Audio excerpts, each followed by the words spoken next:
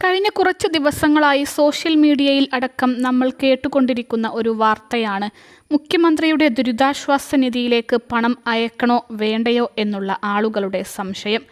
വയനാട്ടിൽ ഒരു പറ്റം ആളുകൾ അവരുടെ സ്വപ്നങ്ങൾ എല്ലാം ബാക്കിയാക്കി ഒരു രാത്രി കൊണ്ട് ഒരിക്കലും തിരികെ വരാത്ത ഒരു യാത്ര പോയ ഈ വേളയിൽ മുഖ്യമന്ത്രിയുടെ ദുരിതാശ്വാസ നിധിയിലേക്ക് നമ്മളാൽ കഴിയുന്ന സഹായങ്ങൾ നമ്മൾ ചെയ്യേണ്ടത് അത്യാവശ്യമാണ്. എന്നാൽ അതിന് പിന്നിലേക്ക് പ്രേരിപ്പിക്കുന്ന ഒരുപാട് ഘടകങ്ങൾ ആളുകൾക്കുണ്ട്. കഴിഞ്ഞ കുറച്ച് ദിവസങ്ങളായി താരങ്ങൾ അടക്കം സോഷ്യൽ മീഡിയയിൽ ഇത്തരത്തിൽ മുഖ്യമന്ത്രിയുടെ ദുരിതാശ്വാസ നിധിയിലേക്ക് പണം നൽകണമെന്ന് ആവശ്യപ്പെടുമ്പോൾ പലരും അതിന് മടിക്കുന്ന ഒരു സാഹചര്യം കാണുന്നുണ്ട്. ഇതിൽ പലരും പറയുന്ന കാര്യം ഒരു ചില്ലി ക്യാഷ് പോലും തരില്ല, പ്രളയത്തിൻ്റെ സമയത്ത് വന്ന പണം എവിടെ പോയെന്ന് അറിയണം, ഈ പണം ജനങ്ങൾക്ക് ലഭിക്കുമോ ഇല്ലയോ എന്ന് ഉറപ്പില്ലാതെ എങ്ങനെ നൽകും എന്നൊക്കെയാണ്. എന്നാൽ മുഖ്യമന്ത്രിയുടെ ദുരിതാശ്വാസ നിധി വഴി തന്നെ ഈ പണം വയനാട്ടിലെ ക്യാമ്പുകളിൽ എത്തിക്കാൻ സാധിക്കും. മുഖ്യമന്ത്രിയുടെ ദുരിതാശ്വാസ നിധിയെക്കുറിച്ച് എല്ലാവരും മനസ്സിലാക്കേണ്ട കുറച്ച് കാര്യങ്ങൾ ഉണ്ട്. മുഖ്യമന്ത്രിയുടെ ദുരിതാശ്വാസ നിധി CMDRF എന്നാണ് അറിയപ്പെടുന്നത്. ഇത് മുഖ്യമന്ത്രിക്ക് ഒറ്റയ്ക്ക് തീരുമാനമെടുത്തുകൊണ്ട് ദുരിതാശ്വാസ നിധിയിലേക്ക് പണം സ്വീകരിക്കുവാനോ ചിലവഴിക്കുവാനോ സാധിക്കുന്ന ഒരു കാര്യമല്ല. മുഖ്യമന്ത്രിയുടെ ദുരിതാശ്വാസ നിധി പൂർണ്ണമായും ഒരു കൺട്രോൾ ഓഡിറ്റിങ്ങിന് വിധേയമായിരിക്കും. ഇത് കൺട്രോളർ ആൻഡ് ഓഡിറ്റിംഗ് ജനറൽ എന്നാണ് അറിയപ്പെടുന്നത്.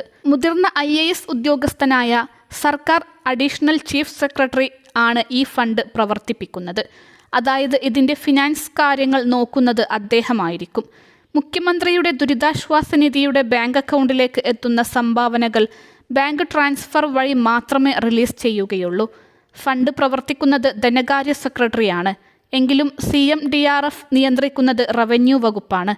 മുഖ്യമന്ത്രിയുടെ ദുരിതാശ്വാസ നിധി ബാങ്ക് അക്കൗണ്ട് പ്രവർത്തിപ്പിക്കാൻ അധികാരമുള്ള ധനകാര്യ സെക്രട്ടറിക്ക് അദ്ദേഹത്തിൻ്റെ വകുപ്പിൻ്റെ താൽപ്പര്യങ്ങൾക്കനുസരിച്ച് പണം പിൻവലിക്കുവാനോ കൈമാറുവാനോ സാധിക്കില്ല. റവന്യൂ സെക്രട്ടറി പുറപ്പെടുവിച്ച സർക്കാർ ഉത്തരവ് പ്രകാരം മാത്രമാണ് ഇത് സാധിക്കുന്നത്. സംഭാവന നൽകുന്ന പണം എല്ലാം ബാങ്ക് ഇടപാടാണ് നടക്കുന്നത്. ഈ ഫണ്ടുകളുടെ ബജറ്റിങ്ങും ചിലവും പ്രതിപക്ഷം അടക്കമുള്ള നിയമസഭയുടെ പരിശോധനയ്ക്ക് വിധേയമായ ഒന്നാണ്. ഇപ്പോൾ മുഖ്യമന്ത്രിയുടെ ദുരിതാശ്വാസ നിധി മാനേജ്മെൻറ്റ് പൂർണ്ണമായും വെബ്സൈറ്റ് വഴി സുതാര്യമാക്കുകയും ചെയ്തിട്ടുണ്ട്. വിവരാവകാശ നിയമം ഇതിന് ബാധകമാണ്. ഇതിനെക്കുറിച്ചുള്ള എല്ലാ വിവരങ്ങളും അറിയാനുള്ള എല്ലാ അവകാശവും ജനങ്ങൾക്കുണ്ട്. അതുകൊണ്ട് തന്നെ ഏതൊരാൾക്കും വിവരാവകാശ രേഖ വഴി ഇതിൻ്റെ കണക്കുകൾ ശേഖരിക്കാൻ സാധിക്കും. അതിനാൽ ഇത് അർഹമായ കൈകളിലേക്ക് എത്തുമോ എന്ന ഭയം കൊണ്ട് ആരും തന്നെ ദുരിതാശ്വാസ നിധിയിലേക്ക് സംഭാവന ചെയ്യാൻ മടിക്കേണ്ട. നമുക്ക് സാധിക്കുന്നത് 10 രൂപയാണെങ്കിൽ പോലും അത് അവരുടെ കൈകളിലേക്ക് എത്തിക്കുക.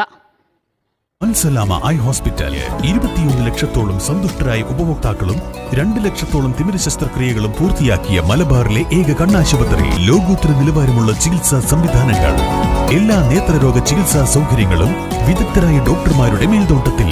Al Salama eye hospital, hospital road, Perinthalmanna.